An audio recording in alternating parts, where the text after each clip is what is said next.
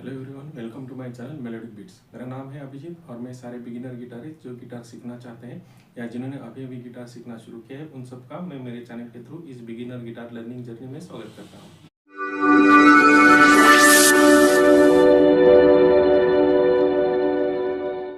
Guys, आज तक हमने सिंगल स्ट्रिंग और ओपन स्ट्रिंग पर मेजर और माइनर दोनों स्केल कैसे प्ले होते हैं ये देख लिया।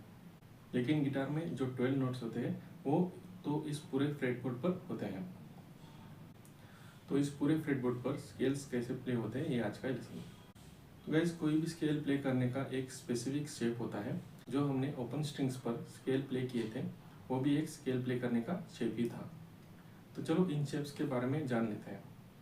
तो आज हम सारे मेजर स्केल के शेप जान लेते हैं और इसके लिए हम वही स्केल का यूज़ करेंगे जो हमने पिछली बार मेजर स्केल के लेसन में किए थे। तो इस स्केल का फर्स्ट शेप जो ओपन स्ट्रिंग्स पर था वो आपने ऑलरेडी प्रैक्टिस किया है। तो अब इस स्केल का दूसरा शेप इस फ्रेटबोर्ड पर कहाँ प्ले होता है वो देखते हैं। सी मेजर स्केल के नोट्स तो आपको पता ही है, तो सीधा चलते हैं शेप की तरफ। तो सी मेजर के इस शेप के लिए आपको अपनी मिडल फिंगर से ए स्ट्रिंग का थर्ड फ्रेट पर सी नोट प्ले करना है। नेक्स्ट नोट है ए स्ट्रिंग के फिफ्थ फ्रेट पर जो है डी नोट।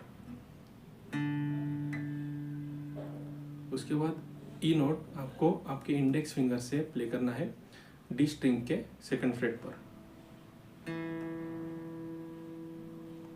और उसी स्ट्रिंग के थर्ड फ्रेट पर प्ले होगा एफ नोट जो प्ले करना है मिडल फिंगर से। फिर से डी स्ट्रिंग पर ही अपनी पिंकी फिंगर से डी स्ट्रिंग के फिफ्थ फ्रेट पर जी नोट प्ले करना है।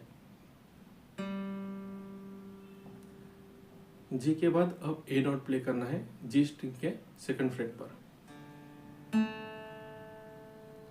इंडेक्स फिंगर से।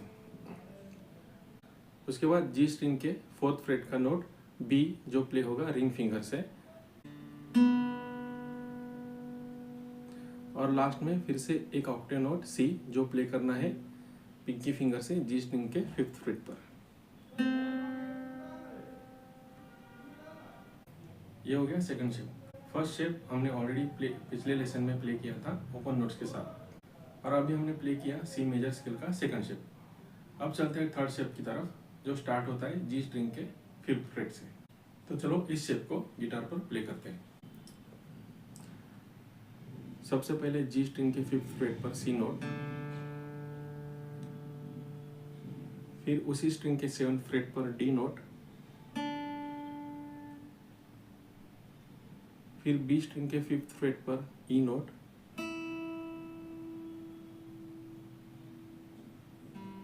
बी स्ट्रिंग का ही सिक्स्थ फ्रेट एफ नोट, फिर से बी स्ट्रिंग के सेवंथ फ्रेट पर जी नोट, उसके बाद ई स्ट्रिंग के फिफ्थ फ्रेट पर ए नोट, फिर ई स्ट्रिंग पर ही सेवंथ फ्रेट पर B note, and last E string पर ही एट फ्रेट पर सी नोट। वैसे अब तक हमने सी मेजर स्केल गिटार के इस फ्रेटबोर्ड पर 3 डिफरेंट लोकेशन पर प्ले किया है। फोर्थ शेप शुरू होता है ई स्ट्रिंग के 8th फ्रेट से। तो first note C, then second note D, then third note E, then fourth note F, then fifth note G, then sixth note A, then scale का seventh note B, and last यानी octave note C।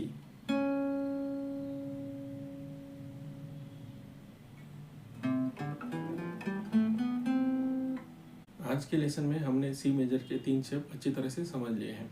अब करते इस lesson का last shape जो शुरू होता है जो हमने लास्ट शेप किया उसके ऑक्टेव नोट से, यानी जो हम स्टार्ट करेंगे डी स्ट्रिंग के 10th फ्रेट से। तो चलो शुरू करते हैं। पहला नोट सी, उसके बाद डी, फिर ई,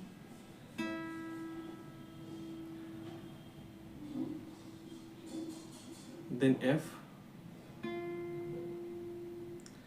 देन जी,